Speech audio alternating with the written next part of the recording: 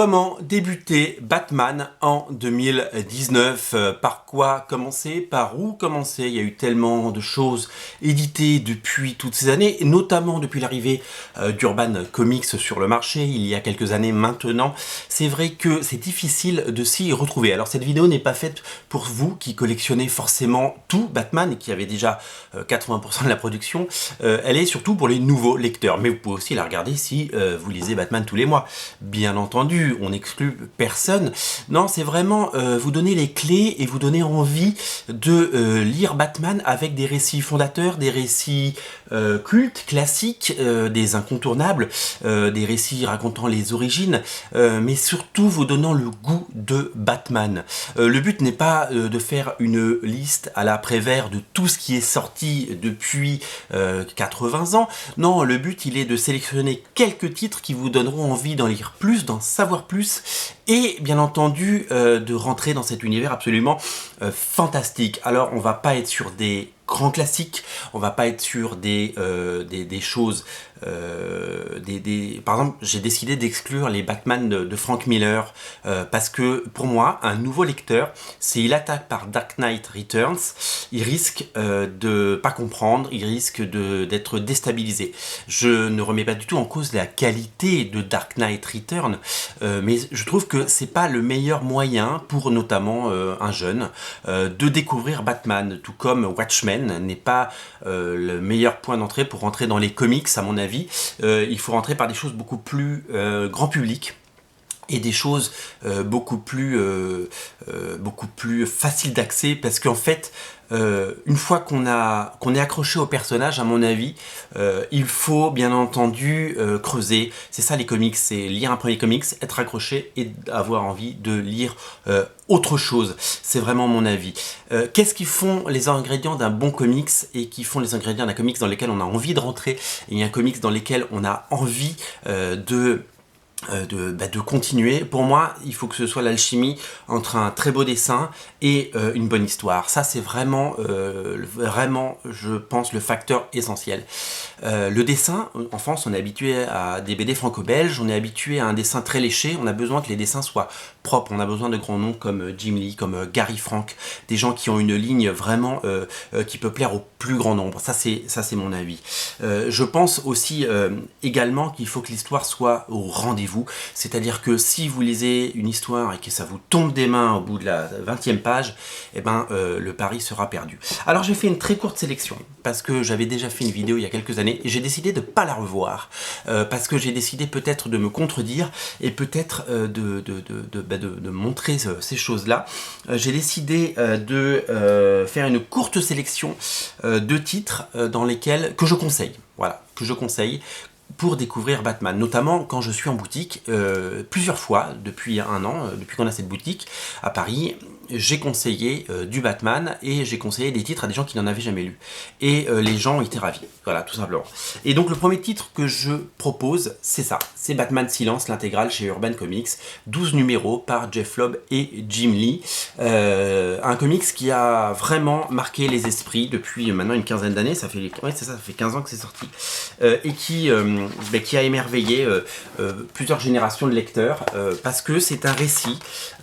D'abord, c'est une histoire complète, donc vous avez un début, un milieu, une fin. Ensuite, c'est dessiné par le fabuleux Jim Lee, comme vous pouvez le voir, et quand un comics est dessiné par Jim Lee, eh ben forcément, ça donne un écho tout particulier, puisque on a envie de le feuilleter. C'est beau, c'est très très beau, et c'est peut-être la personne qui dessine le mieux les super-héros, qui les magnifie, et qui donne envie voilà, c'est in your face, c'est comme un blockbuster, c'est vraiment... Pour moi, ce comic, c'est le blockbuster. Ouais. Pour moi, c'est le Avengers Endgame des comics. Il y a tout, il y a Batman, il y a toute la Bat Family, ce qu'on appelle, donc Robin, Red Hood, tous les personnages, le commissaire Gordon,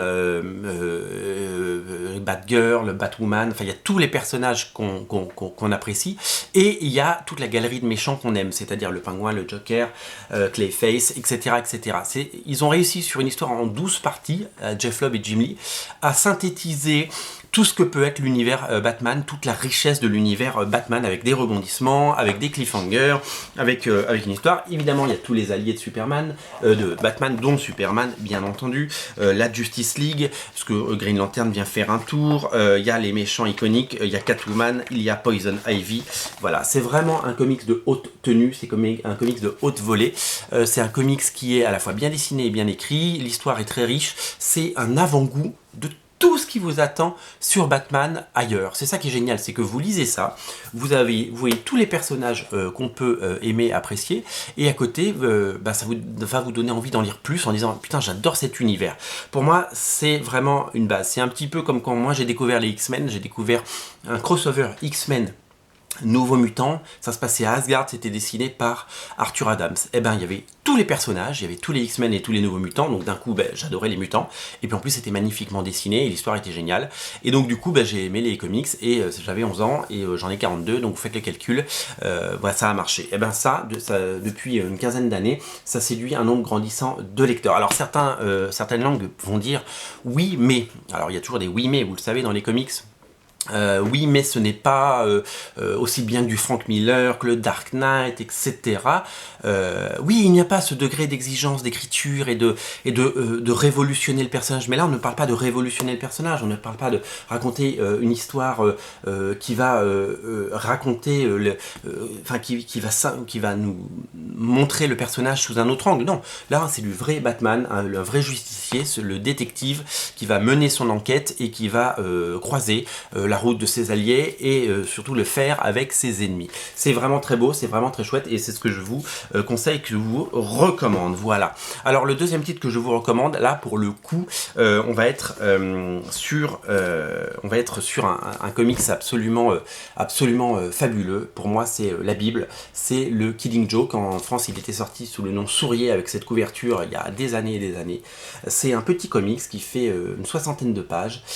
Ça s'appelle donc Killing Joke. C'est scénarisé par Alan Moore, qui est un des plus grands scénaristes de comics. C'est certainement son meilleur travail à mon sens, et dessiné par le fabuleux Brian Bolland. Là, pour le coup, on va en apprendre plus sur un personnage qui est l'ennemi type de Batman, c'est le Joker. Et oui, c'est une confrontation incroyable, c'est magnifiquement orchestré, c'est d'ailleurs un comics qui va nous aider à mieux comprendre le Joker, notamment avant la sortie du film qui doit sortir. Si vous voyez cette vidéo après la sortie du film, eh bien, il y a eu un film avec Joaquin Phoenix que vous avez peut-être vu.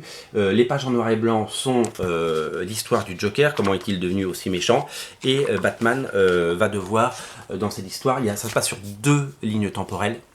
Batman va devoir retrouver le Joker qui s'est une nouvelle fois évadé de l'Arkham. Il y a toute la dramaturgie qu'on peut attendre d'un comics. Il y a tout, voilà, les personnages sont forts, c'est bien écrit, c'est magnifiquement dessiné. Les couleurs ont été refaites depuis quelques années par Brian Bolland en personne, et donc du coup on a des magnifiques couleurs. C'est vraiment très chouette. C'est une plongée dans la folie et c'est absolument génial. Moi, c'est un comics que j'ai découvert donc aux éditions USA dans les années 80. J'ai absolument adoré ce comics, c'était fabuleux et ça m'a fait aimer Batman pour toujours. Ça fait partie des meilleurs comics de Batman jamais réalisé. Le Joker n'a jamais été aussi terrifiant et n'a jamais été aussi incroyable, voilà, et je vous invite vraiment à le lire. Celui-là, il fait partie des incontournables. Si vous lisez ça, là vous voulez un bon niveau de dessin, un bon niveau de scénario, même de l'excellence, j'ai envie de dire, dans les deux cas, eh bien vous allez être séduit. Ça fait vraiment partie des choses qui vont vous séduire à tout jamais. Vous lisez ça, vous êtes amoureux de Batman pour toujours. Alors, qui dit Batman dit la complexité du personnage, pourquoi est-il devenu Batman, qu'est-ce qu'il anime et qu'est-ce qu'il fait vivre. Eh bien, les origines de Batman, donc Bruce Wayne, ont été racontées à la fois au cinéma, vous le savez, mais ont été racontées en comics plein de fois, vraiment plein de fois. Et donc il fallait faire une sélection, quelles origines définitives de Batman sont à conseiller. Eh bien, on parlait de Frank Miller tout à l'heure. Pour moi, il est absolument essentiel et incontournable de lire le Batman année 1. Alors, le Batman année 1 est un petit peu plus exigeant en termes de lecture et en termes de dessin. Alors moi, j'adore particulièrement le dessin de David Mazzucchelli parce parce que je trouve qu'il est d'une finesse et d'une élégance. Il se rapproche, c'est un dessinateur qu'on voit moins aujourd'hui, hein. Il fait un peu de BD franco-belge de temps en temps, mais c'est un dessinateur qu'on voit moins. Il se rapproche aujourd'hui de dessinateurs que vous connaissez, notamment le dessinateur de Hawkeye qui s'appelle David Aja. C'est un petit peu le même genre de style. C'est un style très ligne claire, hein, finalement, très européen. Et c'est tout simplement Batman année 1. La première année de Batman. Les origines de Batman, on les connaît. Bruce Wayne est un enfant de milliardaire. Il habite le Manoir Wayne avec ses parents. Un soir, ils vont au cinéma voir Zorro. Et à la sortie du cinéma, ils se font dépouiller par un gangster. Et ce gangster vole les bijoux de madame, mais ça tourne mal. Et il tire et il tue les parents. Bruce Wayne se retrouve orphelin.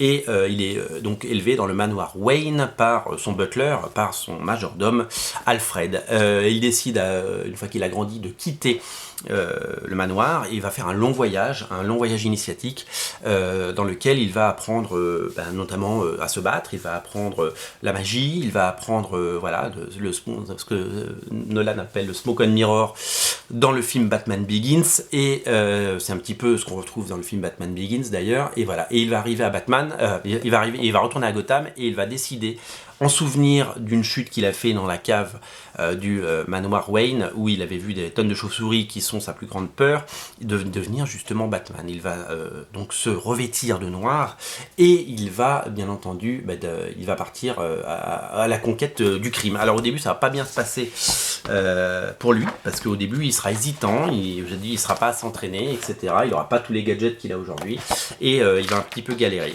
Cette histoire suit à la fois le destin de Bruce Wayne et Batman, mais aussi donc du commissaire Gordon, qui joue un rôle très très important. Nous découvrons un Batman jeune, un Batman qui n'est pas encore expérimenté, un Batman qui fait des erreurs, et un Batman qui apprend son métier. C'est une richesse folle, c'est fondateur, c'est le récit parfait, c'est certainement ce sont les meilleures origines de Batman jamais racontées. Vous savez que donc les origines de Batman ont été racontées vraiment plusieurs fois. Chaque auteur apporte sa pierre à l'édifice.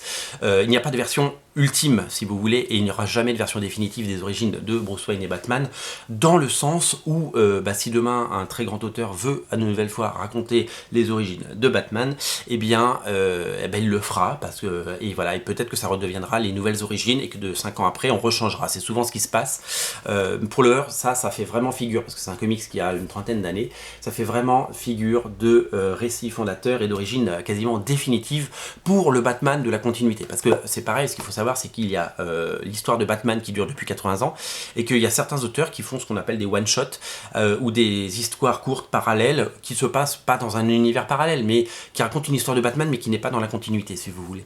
Et donc du coup, qui peut se lire indépendamment de tout le reste. Et bien ça, ce sont les origines du Batman qu'on peut continuer à lire tous les mois, et dans les albums, notamment Rebirth, qui sont en cours de parution pendant cette année 2019, où je vous parle. Voilà, ça fait vraiment partie des récits. Ça, c'est un bouquin que vous pouvez offrir à quelqu'un qui n'a jamais lu de Batman et qui aime la BD franco-belge, par exemple, qui retrouvera les codes. Frank Miller a bien fait ses devoirs là-dessus. Alors, pour parler des origines de Batman, bien entendu, je voulais pas citer qu'un seul exemple, parce que c'est pas bien de citer qu'une seule voix. Et je voulais vous parler d'une collection qui existe chez DC Comics, et donc chez Urban en France, qui s'appelle Terre 1. Terre 1, ce n'est pas la continuité normale. Comme je vous ai dit, il y a une histoire de Batman qui dure depuis 80 ans dans les comics, et qui est actuellement en cours de parution dans la série Batman Rebirth, mais ils ont lancé d'autres collections à travers les années, qui sont des petites espèces de bulles dans lesquelles on a le droit de raconter des histoires qui n'affectent pas la continuité, qui sont des relectures d'histoires classiques, et qui permettent de donner un nouvel angle, parce que de nouveaux auteurs décident bien entendu de donner vie à des origines ou à des histoires de Batman, et tout ce qui se passe dans ces histoires-là n'ont pas de conséquences dans les histoires de la série principale.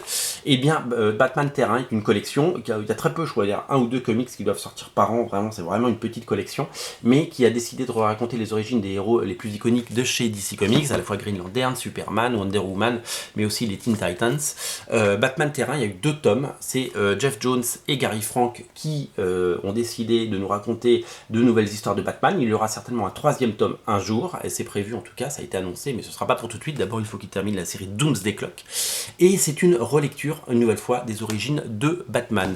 Ils ont décidé de faire... Ils piochent dans la mythologie Batman, évidemment, ils ne changent pas le canevas de base, hein, la mort de ses parents, le voyage initiatique, etc., l'entraînement, etc.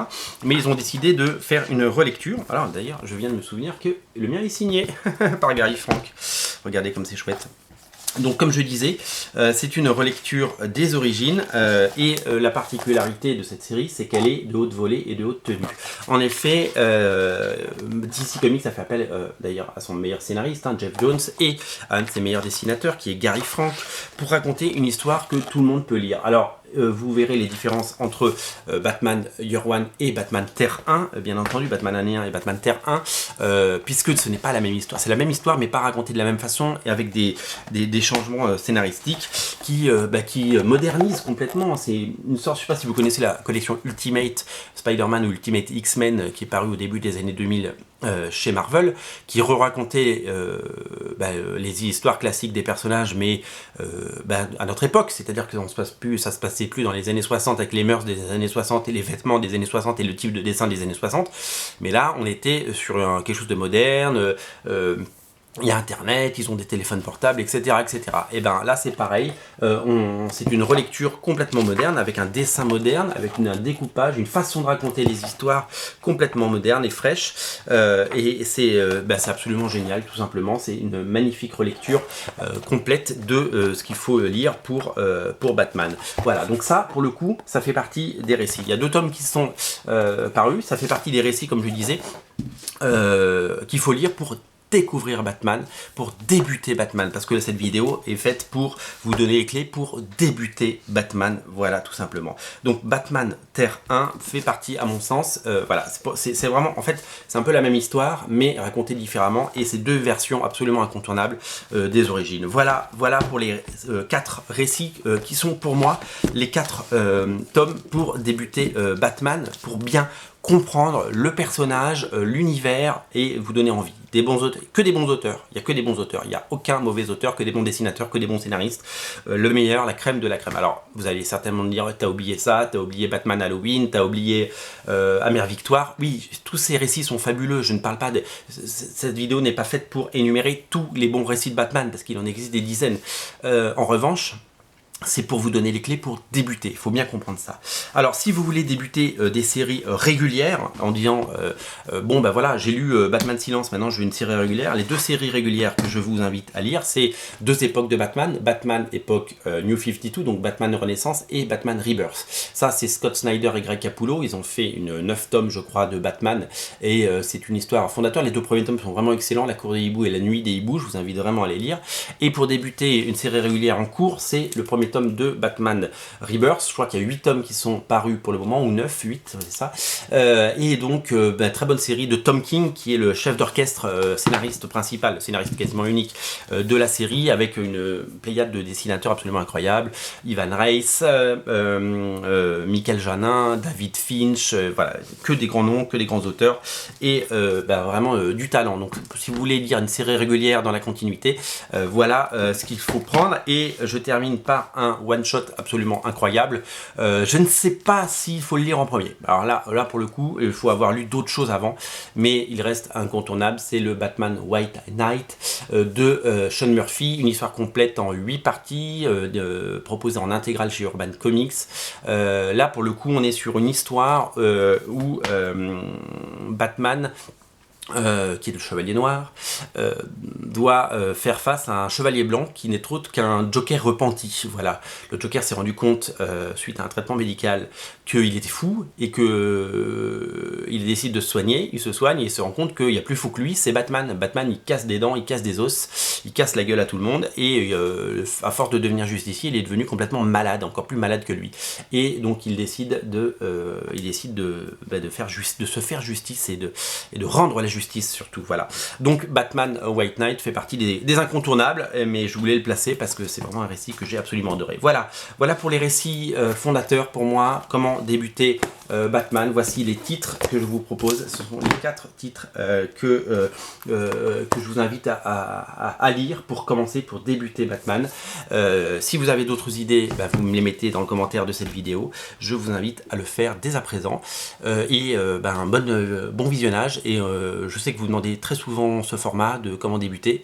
On va essayer d'en faire d'autres, bien entendu, parce que c'est quand même hyper intéressant. Hein. Salut!